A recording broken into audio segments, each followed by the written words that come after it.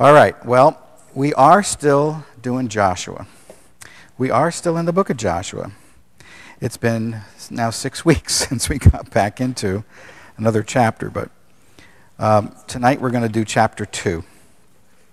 And this is the concealment of the spies, and we're going to talk about Rahab. So I'm just going to read through the whole chapter, and then we'll go through it little by verse, and then next week we'll focus on Rahab herself. So this is what happens with this book, it seems. We'll go through the whole chapter the first night. The second night there's usually a major figure. Remember the last one was Joshua and Jesus in the comparison? And then there's usually a major theme. So for this one, we're going to do Rahab. I call her Rahab the Rehabbed, because she gets rehabbed after she goes through this. And then we'll probably do sins of the flesh, specifically sexual sins, and we have a specific way we do that so that it doesn't expose that, people to that. We'll probably have a shredder here so that you can we have a checklist with it. You just shred it, and then we pray over a broad list that pertains to that. So boy, nothing like coming for fear, and then we'll put it in the paper or something. We'll say, come and get your sex sins taken care of, And I'm sure we'll have them lined up at the door there. So, yeah, yikes. I got to tell you something. Well, Tony and I, let's see, when was it? It was the first weekend in May. We went and spoke to the leaders of the sex addiction groups. And, just about our stuff. And because there's people that are the group coordinators that are healed of the thing, and the head of it, he says, look, I have 8 leaders and 3 of them have seen you, and I know that they don't struggle with it anymore, so what are you doing? So I had, I'd tell them about Romans 7 and all that kind of stuff that we talked to you guys about. But, it's funny because, it wasn't funny, but because people they were coming up afterwards for, like questions and stuff while we were there. And so Tony says, stand right by me, would you please make sure that you're right behind me. I know that's kind of funny, but anyway. Just because of the audience that we were dealing with, but anyway.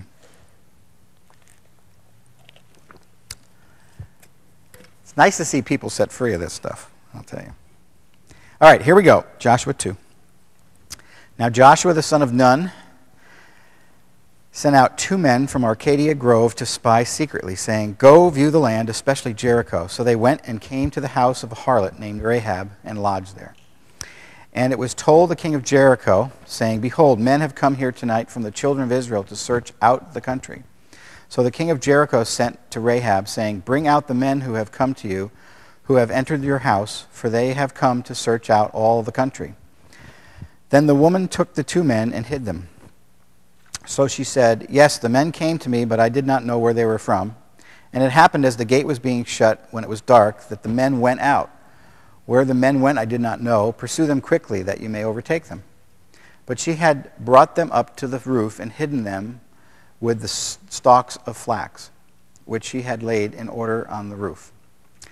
Then the men pursued them by the road to the Jordan, to the fords. I thought the Chevy was in the levee, but the levee was dry. No, okay. I'm sorry. I just had to say that before. And as soon as those who pursued them had gone out, they shut the gate. Now before they lay down, she came out to the roof and said to them, I know that the Lord has given you the land, that the terror of all of you has fallen on us, and that all the inhabitants of the land are faint-hearted because of you. For we have heard how the Lord dried up the water of the Red Sea for you when you came out of Egypt, and what you did to the 2 kings of the Amorites who were on the other side of the Jordan, Sihon and Og, whom you utterly destroyed. And as soon as we heard these things, our hearts melted. Neither did there remain any more courage in anyone because of you. For the Lord your God, he is God in heaven above and on the earth beneath. Now therefore I beg you, swear to me by the Lord, since I have shown you kindness, that you also will show kindness to my father's house and give me a true token, and spare my father, my mother, my brothers, my sisters, and all that they have, and deliver our lives from death."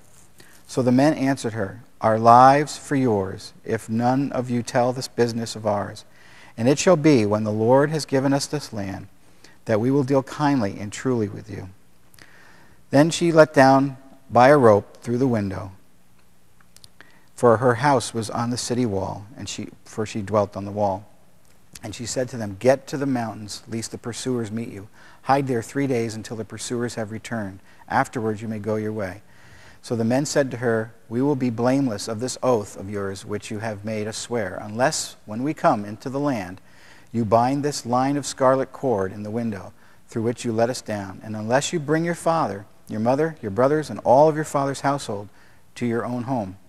So it shall be that whoever goes inside the doors of your house into the street, goes outside the door of your house into the street, his blood shall be on his own head, and we will be guiltless. But whoever is with you in the house, his blood shall be on our head if the hand is laid on him. And if you tell this business of ours, then we will be free from the oath which you have made us swear." Then she said, "According to your word, so be it." And she sent them away, and they departed. And she bound the scarlet cord in the window. They departed and went to the mountains and stayed there 3 days until the pursuers returned. The pursuers sought them all along the way, but they did not find them. So the 2 men returned, descended in from the mountains, and crossed over. And they came to Joshua the son of Nun, and told him all that had befallen them. And they said to Joshua, "Truly the Lord has delivered all this land into our hands, for indeed all the inhabitants of the country are faint-hearted because of us." Wow. Great stories, isn't it? All right. Verse 1. Rahab the harlot. Do you know that all the way through the Bible, Hebrews 11 and James 2:25, she is always Rahab the harlot. Not Rahab the rehabbed, like I call her, but Rahab the harlot. Yeah. Yet, so she's always called the harlot, yet she was remembered for her faith. I mean, she's in the hall of faith in Hebrews 11. Because she was justified by her works when she received the messengers. So, first thing is Rahab turned her title into a testimony. Okay? And we'll look more at her next week because that's the focus. But she turned her title into testimony. Has anybody ever had a label put on them? You know, stupid, queer, you know, all these different things that kids do when they're in, you know, grade school and stuff like that. Or some nickname, you know, that your family put on you. Mm-hmm. Yeah. Sticks, you know, what is it? Sticks and stones will break my bones, but words would never hurt me. I don't know, whoever said that is foolish. So she turns her title into a testimony, even though she's Rahab the harlot all the way through the scriptures. That's how she's known. Moses was a prince of Egypt, and he was turned into a servant of God. Saul was a Pharisee of Pharisees, and he became a bondservant of God. Abram was a pagan from the Chaldeans, and he became Abraham, the father of faith. Zacchaeus, do you remember little Zacchaeus up in the tree? He was a tax collector, and he became a follower of Jesus. Gideon, the least of the tribes, and that the angel called him a mighty man of valor. And he probably looked around in the cave and went, "Who? Not me." Nicodemus, the Supreme Court of the Sanhedrin, became a follower of Jesus. So, can you turn your title that somebody's put on you or label into a testimony? Absolutely. Absolutely. And you know what? Nobody can steal it from you either. And it's so hard because when you go and you see people that knew you when you were growing up, or that knew you when you're in high school, or, you know, whatever, and they expect you to be a certain way, and you've changed, you know. And usually after Tony and I got saved and we went back and saw our family for the first time, they said, "Did you change your hairstyle?" "No." "Did you lose weight or anything?" No, of course not. But it's because you see the countenance. I used to have these pictures of Tony all the way through when we were courting and dating and our wedding, and then after when we got saved, and you could see the countenance change. It was incredible. About 8 or 9 pictures change. So, If you got a title or you got a label, turn it into a testimony. Because nobody can steal it. Remember, you overcome the enemy with the blood of the Lamb and the word of your testimony. Your word of your testimony is one of the things. All right, verse 4. She took the 2 men and hid them. And then the king comes and asks her about it, and she said, no, they left. They went out the gate. So, should we use this chapter for deceit? Is that what she did, right? When is misinformation acceptable or justifiable? That's a hard question, isn't it? Because it's the motive of why things are done. When a higher calling is called upon. Okay? Do you remember David's wife, Michal, and she hid, put the idol in the bed and said that, David was sick and, he can't come out for 2 days or something while he was fleeing. He hid David from Saul's men. The priest of Nob hid David from Doeg. He was going to kill him. The nurse hid Mephibosheth. If you're waiting, you guys, if you guys are thinking about a name for a baby or something, Mephibosheth would be a great name. After Saul died, because when a king dies and a new king comes in, it's, they usually kill all the offspring of the previous king. Joash was hid from the evil queen Athaliah. Abigail hid her catering service from her husband. Right? It's the first catering service in the Bible, yeah. Remember when she fed David the raisin cakes and all that kind of stuff and said, I'm married to a fool, please don't kill him, that kind of thing? We'll have to do 1st and 2nd Samuel. That's great. So, remember the apostles when we were in Acts?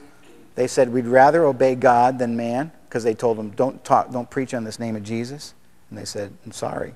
So, you obey God and appeal to a higher authority when evil demands you to do an unrighteous act.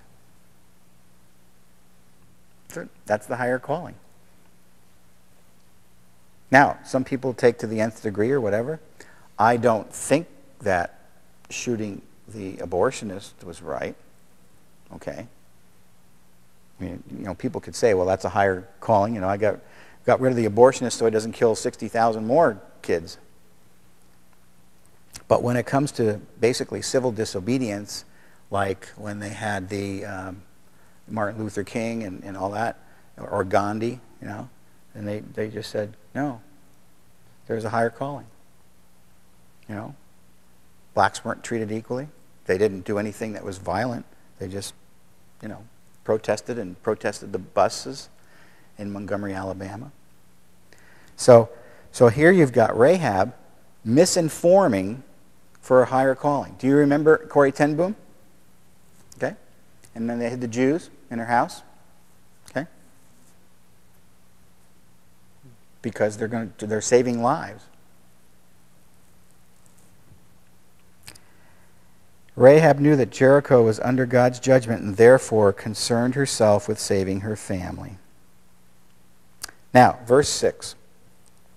She brought them up to the roof and hid them in the stalks of flax. Now, flax was a plant with a yellow stem, bright blue flowers, and the fibers were used in manufacturing of linen. That's what it was used for. And the root was to feed the cattle. So the king of Jericho called on her and said, these guys, they know that the guys were there, okay? So she got flack for hiding them under the flax. All right? Do you ever get flack for doing the right thing? Nobody? You got flack this week, right? For saying, I'm not going to, do this.